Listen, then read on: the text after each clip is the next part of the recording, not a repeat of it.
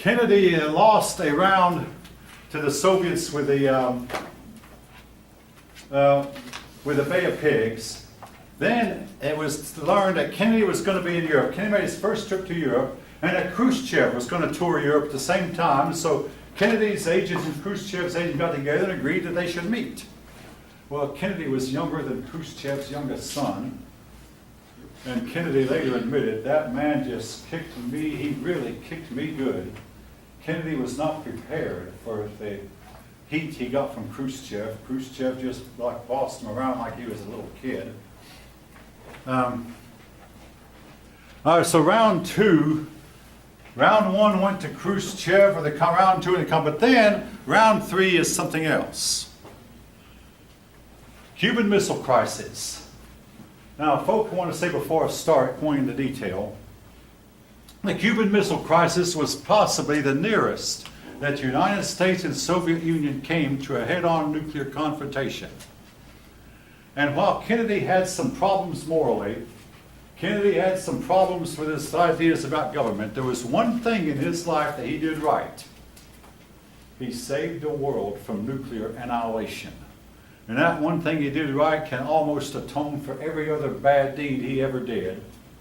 But he was the right man at the right place at the right time.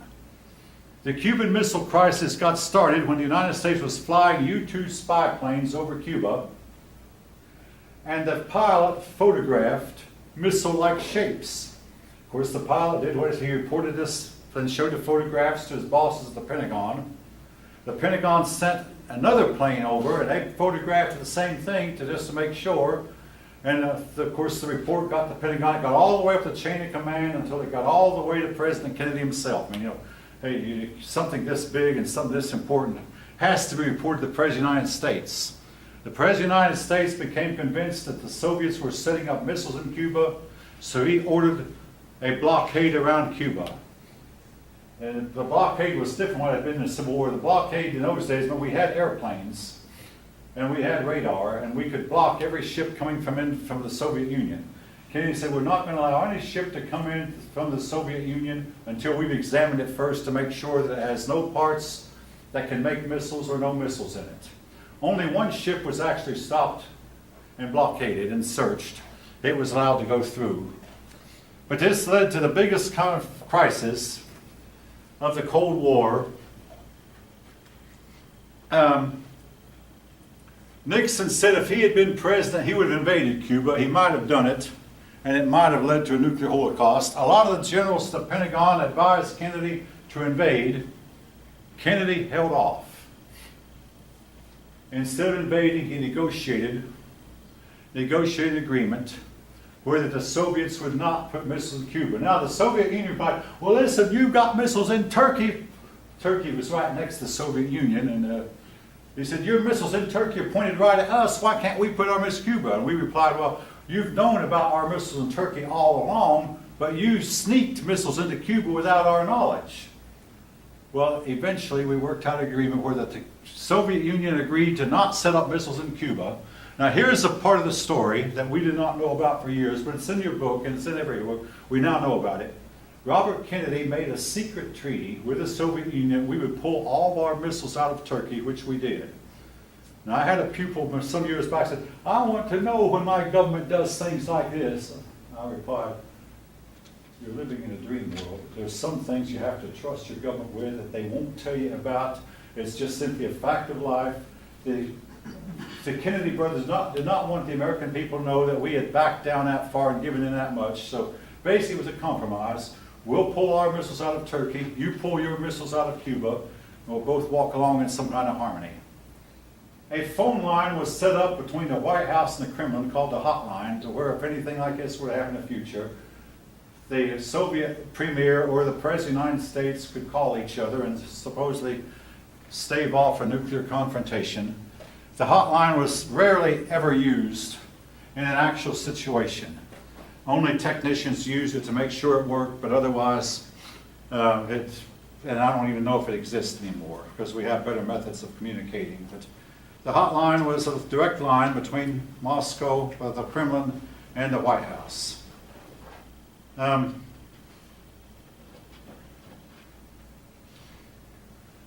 Kennedy appeared to emerge triumphant after two big losses to the Soviet leaders. Khrushchev was removed from power after 2 years. Of course, by that time, Kennedy was dead. Kennedy was assassinated a year later. The Cuban Missile Crisis occurred in 1962. Kennedy only stayed in office another 18 months. I read an article one time, folks, about three men who were so powerful and who within 18 months were all three moved: Pope John, Nikita Khrushchev, and John Kennedy. 18 months went by and all three men were removed. Pope John died of old age. John Kennedy died of a bullet wound to the head, and Khrushchev didn't. Khrushchev did not die until 1971, but he was removed from power in 1964. All three men, very powerful, all three men got off the scene. Oh yeah, the article said that Pope John had more in common with Khrushchev than he did with Kennedy, even though obviously Kennedy was a Catholic and the Pope was too. But both Pope John and Khrushchev shoveled manure as young men. They both worked on a road gang, something John Kennedy never did. John Kennedy grew up rich. And Kennedy and the Pope could relate to working on a street, and Khrushchev said, when I was a young man, I worked building roads, road worker. The type of man you see, who wore just a sweatshirt or oftentimes no shirt at all, pop into a sweat, that we teach dirty jokes to young children. I said, now of course now you know we should not have been teaching dirty jokes to young kids. In his old age, Khrushchev had a moral standard he didn't have as a youngster, but picture this type of man all of a sudden becoming leader of the second greatest nation on earth. This can happen sometimes. In other words, folks, nobody knows. I have no way of knowing. Someday some of you might become President of the United States. I don't know. Someday some of you might become dictator of the United States, assuming our democracy does not hold up. Hard to say. Some of you might wind up helping put colonists on the moon someday. All right. The United States, Great Britain, and Soviet Union signed a nuclear test ban treaty, and I'm old enough to remember disarmament was a big thing when I was young. I remember a cartoon one time that showed Khrushchev with a gun in his hand pointing at Uncle Sam's head, and Uncle Sam had a gun in his hand pointing at Khrushchev's head, and the caption said, now the problem, how do you know that the other man will lower his gun when you do? Big problem. And the Soviet Union, or Russia today, has not been known to keep its treaties when it comes to disarmament. But we tried to convince them that we would disarm if they would disarm, and they would, to some extent, this armament business was costing more money than either side could afford. All right, now, Vietnam. The United States began sending more and more aid to South Vietnam. Vietnam was divided like Korea had been. The South Vietnam president, Diem, promised that there would be free elections. Well, the United States discouraged that, and the South Vietnamese president, Diem, did not give free elections. Here's why, folks. Now, this is a bad part of the story. We knew that the communists would win any kind of election in Vietnam. And we strongly felt like that if Vietnam fell, all of Southeast Asia would fall too. Now, hindsight has 20/20. When Vietnam fell to the communists, no other Southeast Asian embraced communism. But Southeast Asia, we feared that they were next on the list. The North Vietnamese government, they were anti-colonial. They were determined to get rid of the French. Now, the French had held Vietnam for generations, and then during World War II, France had lost badly, and the Vietnamese people saw their chance to get the French out. They fought against the French and won. The French could not hold them.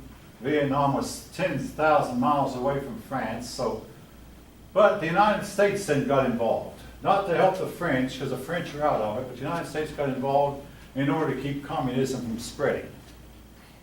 But the people of Vietnam wanted to be communists. The majority of them did, and maybe we'd have been better off if we stayed out. That's a question. But we were determined, no, we can't let the communists have any more than they had. We're going to contain them. So as part of our policy of containment, containing the Vietnamese, containing the communists where they were. A lot of the fault from Vietnam goes back to Woodrow Wilson. When Woodrow Wilson went to France to end World War I, a Vietnamese bellboy tried to get an audience with Mr. Wilson to try to convince Mr. Wilson to tell the French to leave so that his people could build up their country. Wilson snubbed this Vietnamese bellboy. This Vietnamese bellboy then went to Moscow to try to get help and got the leaders in Moscow to listen to him. This Vietnamese bellboy turned out to be Ho Chi Minh.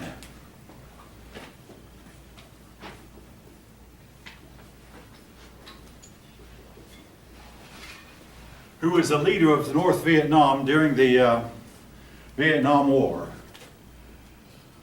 Well, again, my generation had to pay for this with 50,000 losses.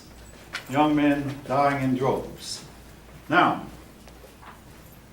the United States believed that, oh, we have airplanes, we have bombs, we have missiles, we have better technology than they have, and our better technology will win the war for us.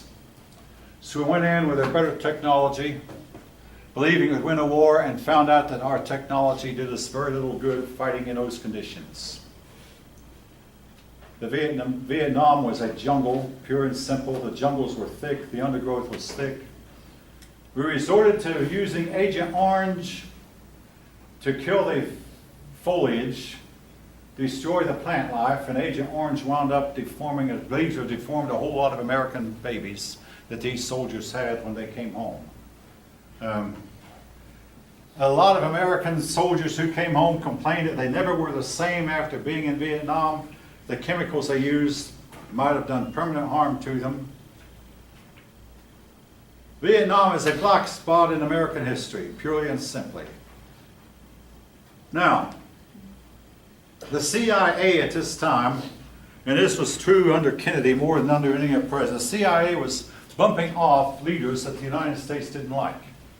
We bumped off Diem in Vietnam. That was a shame because Diem was a Catholic. Kennedy himself was a Catholic, but Kennedy, under his leadership, the CIA helped bump him off. The CIA also got rid of the president of the Dominican Republic. They also got rid of the president of Guatemala, and the result was war in Guatemala that was the last many, many years. The result also was the people in Latin America hated us more and more. We eventually were to help get rid of Salvador Allende, who won the election in Chile. But anyway, we got rid of Diem in Vietnam. Washington gave permission for the coup that got rid of him. United States troops were sent to Vietnam only as advisors at first. We sent more and more advisors in. And the advisors did not win the war for us. In fact, it became obvious we were losing the war. I remember reading as a child an article in the Reader's Digest, "We are losing the war in Southeast Asia." Well, we sent war advisors. Then, in the meantime, there came the election of 1964. Kennedy, who had helped assassinate other foreign leaders, was himself assassinated. And Lyndon Johnson went to his grave. All right, we now know, this is a proven fact, that John Kennedy tried to assassinate Fidel Castro.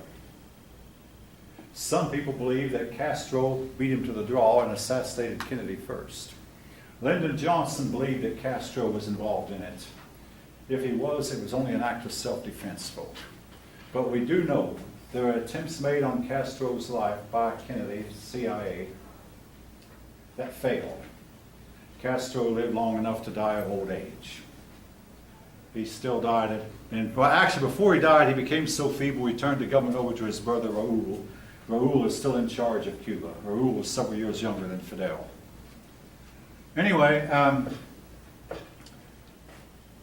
Johnson was president for about a year, and the election came up. Now, keep in mind, Johnson became president on November 22nd, The election occurred the following year, about November 8th, so Johnson had been president just a little bit less than a year.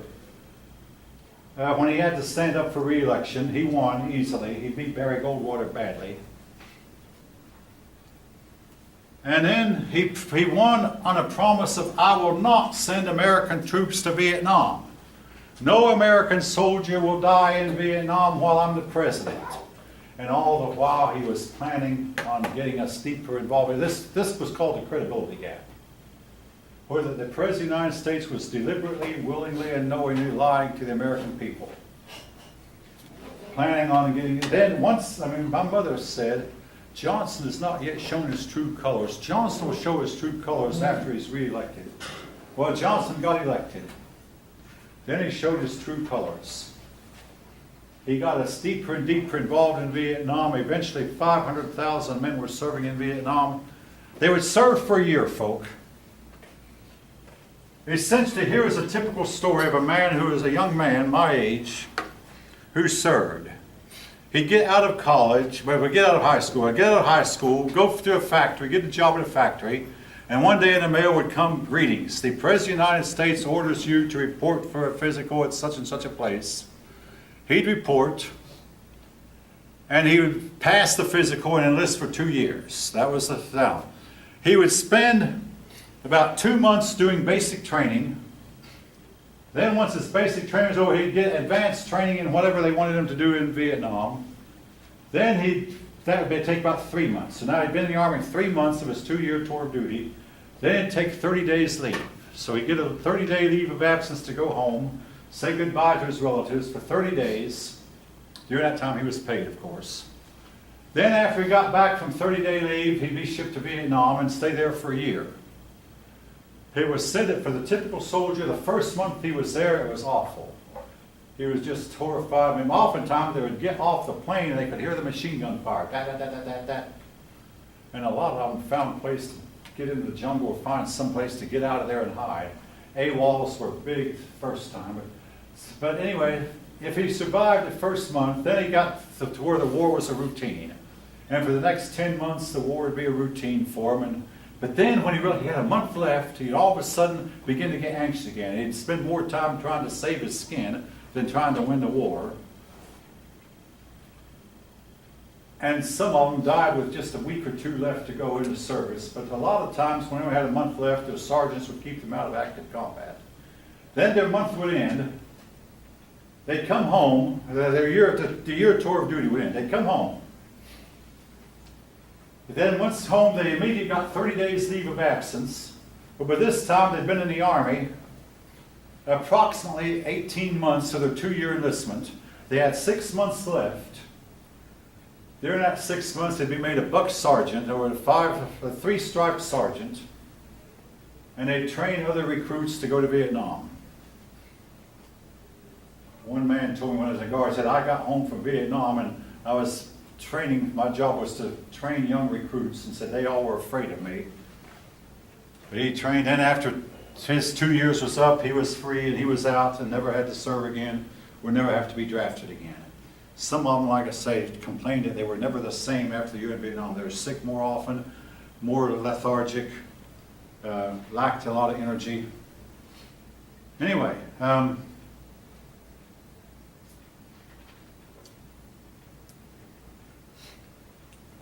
a lot of Latin American countries in the meantime were starting to try to go communist. Guatemala was about to go communist. The United States moved in to stop it, made all of Latin America angry. The Dominican Republic elected a leftist, not common, a leftist dictator, or an elected leader. The United States opposed him and got him deposed. One after another, the United States moved in. And the people of Latin America began to hate us more and more. The United States could not claim any territory. This was not like the old wars. There were no front lines. So the United States made success in numbers killed or kill ratios. We killed the Vietnamese at a rate of 10 to 1. 10 of them to every one of us that were killed. Typically in a week we lost about 100 men a week. It got to where our losses were greater than the losses of the South Vietnamese who were fighting with us. The men we were fighting against, there were two of them. There were the North Vietnamese,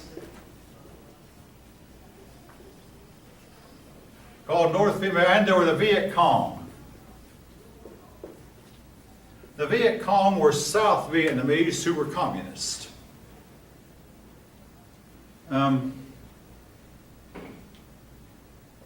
We continued bombing Vietnam, and a lot of our bombers eventually were shot down. We could kill them at a ratio of 10 to 1, but it was like Ho Chi Minh had told the French ambassadors that you can kill us at a ratio of 10 to 1, but we have more people than you realize, and we'll keep coming back and we will win. There were just too many Vietnamese for the United States to kill. And keep in mind, more than half of the South Vietnamese were communist, and all the North Vietnamese were communist. That meant three-quarters of them were communist, more than we could kill. More than we could handle. The Americans who served, on the average, were 19 years old. They came from the poor people. They served for a year and then went home. It was mostly men. There were a few women who served as nurses. More and more, the South Vietnamese felt like if the Americans would just go home, we could solve it ourselves, and maybe they were right. The Americans wouldn't leave, so we became an unwelcome intruder. And again, all this went on, folk. 1965, 1966, 1967, 1968. If you get tired, we did too. 1969, 1970, 1971, 1972. It finally ended in January 1973. It was called our longest war in history. Now, today's wars have gone on even longer. A lot of men who didn't want to serve left the country. Some of them became conscientious objectors. A lot of men burned their draft cards. Some refused to register. And a lot of men went to college. Again, if you'd have been a young man in my day and would have had Vietnam hanging over you, you might have gone to college too. You get college deferment. The draft age was from 18 to 26. 18 to 26. Again, a lot of us didn't want to go. So the ones who went, the poor, the country folk, country boys from small towns. Time magazine once published a magazine that had a picture of all 220 boys who had died in Vietnam during the week. Every one of them were from small towns that you never had heard of, little bitty cities, just small town or rural Americans from places you never had heard of. Mostly poor. This was a war you could watch on television. You thought you knew what was going on, but the fact is, what we were told, the gap between what we were told was real was wide. For instance, now, there was a case where that American soldiers went into a village that was inhabited by old men and old women or children. And they massacred everyone in the village and burned the whole village down. This was called the My Lai Massacre. The man who led it was a man named Lieutenant Calley. For 1 year, the government covered it up. The officers in charge knew about the massacre at My Lai, and oh, by the way, I must tell you, not one of the people who lived in that village were communists. And none of them were combatants. Why were they killed? Okay, eventually now, a reporter went in, and he was determined to find the truth. He found out the truth, and he reported it, and it became a big scandal. Lieutenant Calley was put on trial for murder, on the charge of murder. Eventually, he was released. Now, here's why. These young men who were sent there could not tell who was friend and who was foe. A man would oftentimes, a Vietnamese man who would pretend to be your friend and all of a sudden throw a grenade at you. The only person you could trust was the American soldier beside you who you'd gone through basic training with. You did not know who was friend and who was foe and who was on your side and who wasn't. And eventually you cracked under that kind of pressure. You'd be walking along and all of a sudden the ground would open up in front of you and some head pop out and shoot at you. Or you'd be walking along, and all of a sudden the gunfire would erupt from the jungle beside you. And it created a big strain on these men, and they simply could not take the pressure, and they cracked under pressure. Well, one of the most famous persons who refused to fight was Muhammad Ali. Muhammad Ali said that he had joined a religious movement that was against the war. He had become a Muslim. The Supreme Court eventually backed him. Muhammad Ali, the boxing champ, refused to serve. Now,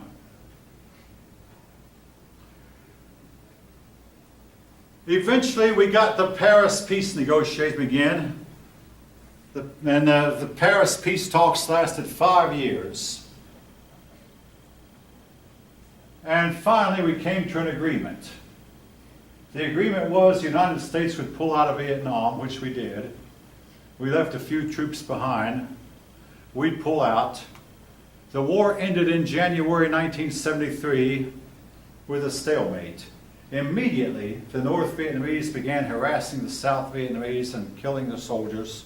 And then in 1975, just 2 years after the peace treaty, North Vietnam launched an all-out invasion of the South. The United States ran. And the war was over, and a big loss for the United States. All right. What can I say? Now, in the meantime, Lyndon Johnson announced that he would not run for president again in 1968.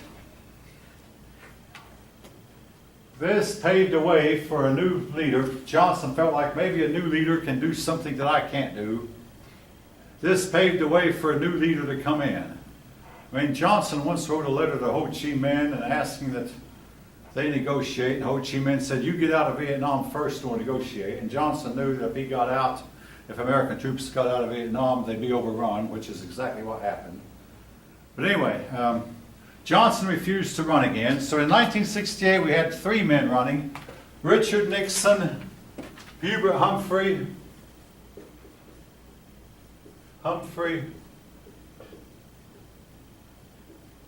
and a Southerner, the governor of Alabama, Wallace.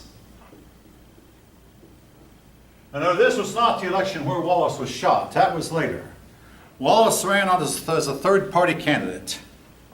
Wallace carried most southern states, carried Alabama, his own state, and a few other southern states. Got about 50 or so electoral votes, the most votes by a third-party candidate in a long time. Nixon barely won the election. What hurt Humphrey was Johnson. Humphrey was Johnson's vice president.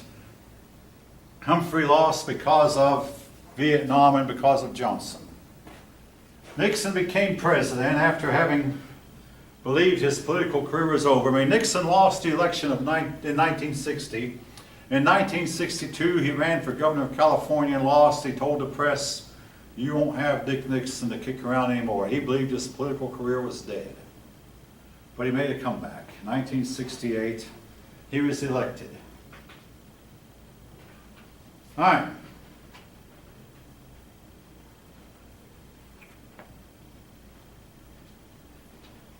One of Nixon's big accomplishments,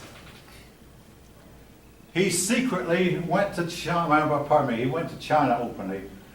He sent Henry Kissinger, his right-hand man, into China to open up the way for him to come in. Now, Henry Kissinger supposedly went on a mission to Afghanistan, and in Afghanistan, the press was told he's sick, he got ill. You know, if any American who visits foreign countries can get sick, especially if you eat their food. You don't have any immunity to their germs, but that was a lie. Kissinger was not sick. Kissinger instead had gone from Afghanistan to China, unknown to the American people, and he was negotiating where the President Nixon could come himself to China. Henry Kissinger came home after having supposedly recovered from his illness, not telling anyone where he'd been, but eventually President Nixon announced that he himself was going to China. He opened up trade with China. Supposedly, I mean, again, it's difficult to remain friends with people like that. I mean, I know we have a Chinese person in here who comes most of the time, but anyway, Um,